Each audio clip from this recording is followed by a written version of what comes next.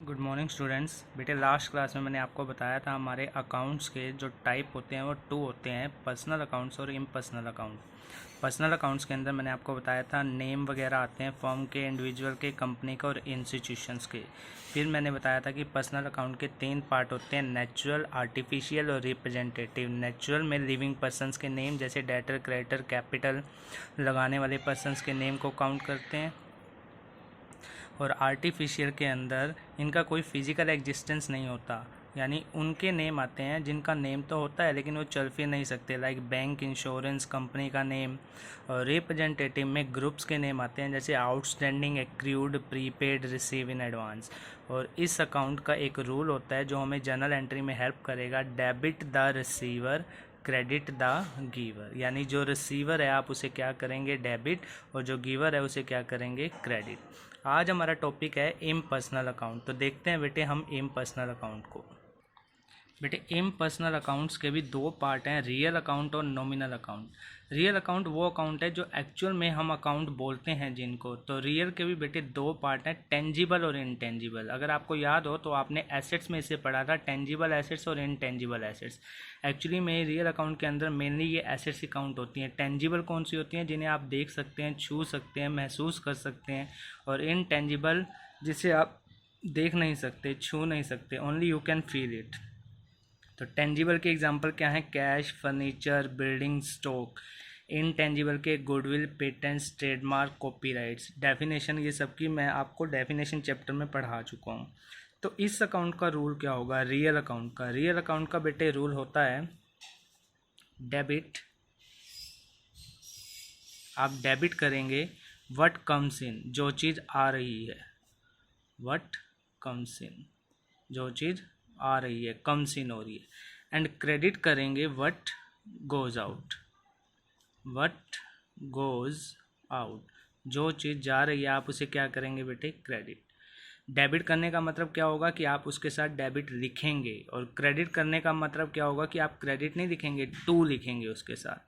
तो जो चीज़ आ रही है डेबिट, जो चीज़ जा रही है क्रेडिट। जैसे मैं यहीं से एक एग्जांपल लेता हूँ, आपने फर्नीचर खरीदा ऑन कैश, तो क्या आ रहा है, क्या जा रहा है, फर्नीचर आ रहा है, कैश जा रहा है, तो फर्नीचर क्या होगा, डेबिट, और कैश जा रहा है वो क्या होगा, क्रेडिट। तो फर्नीचर के साथ आप डेबिट लिखेंगे, कैश के साथ आप क्रेडिट नहीं लिखेंगे, कैश के साथ क्या वर्ड यूज करेंगे, टू। क्रेडिट करने का मतलब क्या है कि उस वर्ड के साथ आपको क्या लगाना पड़ता है, टू। तो debit what comes in, credit what goes out. जो चीज़ आ रही है आप उसे डेबिट करें, जो चीज़ जा रही है आप उसे क्रेडिट करें। लास्ट है हमारा नॉमिनल अकाउंट। नॉमिनल अकाउंट के अंदर जितने भी हमारे एक्सपेंस होते हैं, लॉस होते हैं, इनकम, गेन्स, इन सब की डेफिनेशन आप डेफिनेशन चैप्टर में रीड आउट कर चुके हैं। तो इस अकाउंट का नॉर्मल सा रूल है, आप इन दोनों को डेबिट और इन दोनों को क्रेडिट करेंगे। यानी डेबिट रूल क्या कहता है, debit all the expense and loss, credit all the income and gains. जितने भी आपकी इनकम है, गेन्स हैं, वो टू में रहेंगी हमेशा क्रेडिट के साथ। और जितने भी एक्सपेंस है, लॉसेज हैं, उन सबको आप क्या करेंगे, डेबिट। तो अल्टीमेटली आपने मेनली कहूँ तो मोटा मोटा 3 अकाउंट पढ़े हैं, personal account, real account, nominal account. Personal account का रूल था debit the receiver, credit the giver. Real का है debit what comes in, credit what goes out. Nominal का है debit all the expense and losses, credit all the income and gains.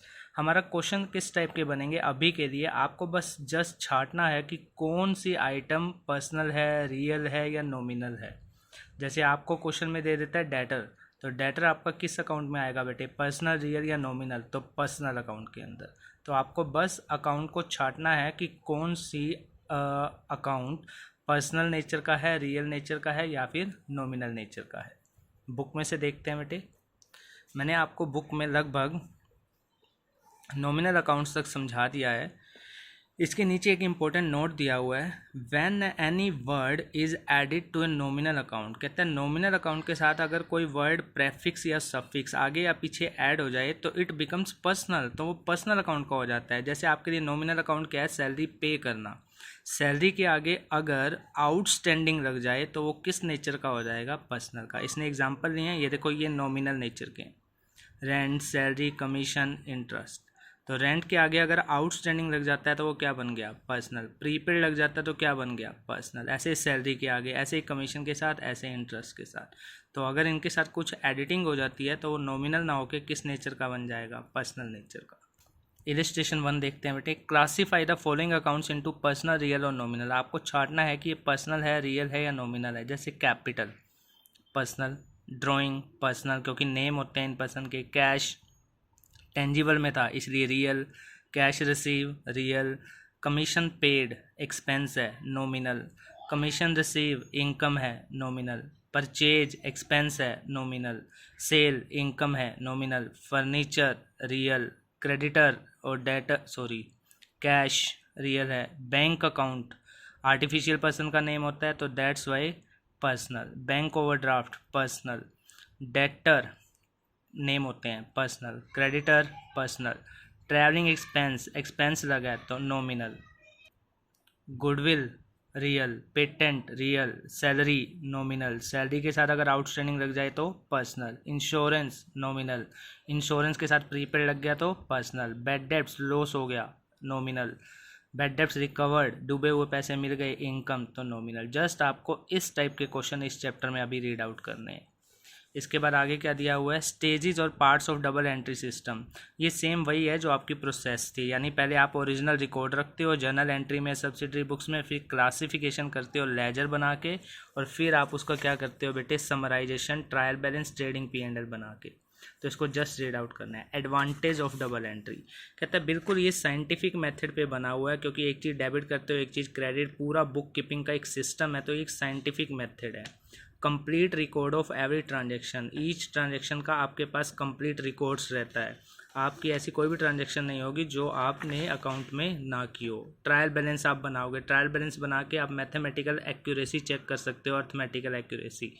ये सारे advantage बता रहे हैं डबल एंट्री सिस्टम को फॉलो करने के। ट्रेडिंग P&L बनाने में डबल एंट्री सिस्टम हमारी हेल्प करता है to know how much profit. Knowledge of financial position, financial position का मतलब होता है कि ईयर एंड पे एक कंपनी या फर्म के पास कितनी एसेट्स हैं, लायबिलिटीज़ हैं। तो फाइनेंशियल पोजीशन का मेनली जो लिंक होता है वो बैलेंस शीट का होता है। तो बैलेंस शीट से हमें देखने से पता चल जाता है कि हमने कितना लोगों को ईयर एंड पे देना है और कितना उनसे लेना है। तो knowledge of financial position of the business, की हमारा बिजनेस किस फाइनेंशियल पोजीशन पर खड़ा है आज।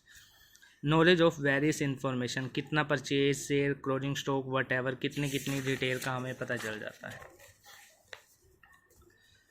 आगे क्या है? Lesser possibility of fraud, fraud कम होता है अगर आप डबल एंट्री सिस्टम को फॉलो करते हो। लीगल अप्रूवल, कंपनी एक्ट इस मेथड को फॉलो करता है। कंपैरेटिव स्टडी, आप इंटरनल भी कंपैरिजन कर सकते हो और बाहर वाली फर्म के साथ भी कर सकते हो। मैनेजमेंट की हेल्प करता है डबल एंट्री सिस्टम डिसीजन लेने के लिए, सभी टाइप्स के बिजनेस के लिए सूटेबल है। अब डिसएडवांटेज क्या है? कहते हैं number of books are to be kept under this system, हमें बहुत सारी बुक्स यहाँ पे बनानी पड़ती हैं, दैट्स वाई ये एक्सपेंसिव है। It is quite difficult, rules of debit credit, rules of debit credit को अप्लाई करना कई बार डिफ़िकल्ट हो जाता है। ओनली अर्थमेटिकल एक्यूरेसी, कहता है सिर्फ आप अर्थमेटिकल एक्यूरेसी चेक कर सकते हो सकता है आपने कोई एंट्री लिखी ही ना हो तो आप उसे कैसे चेक कर पाएंगे। बाकी ये जो एरर्स हैं वो आगे नेक्स्ट आने वाले चैप्टर में हम पढ़ेंगे। बस आपका ये चैप्टर फिनिश है बेटे। तो मेनली आपका काम क्या है? पर्सनल अकाउंट को रीड आउट करना, नॉमिनल को, रियल को और उनके रूल्स को, और एक जो पीछे अनसॉल्व क्वेश्चन है उसे सॉल्व करना।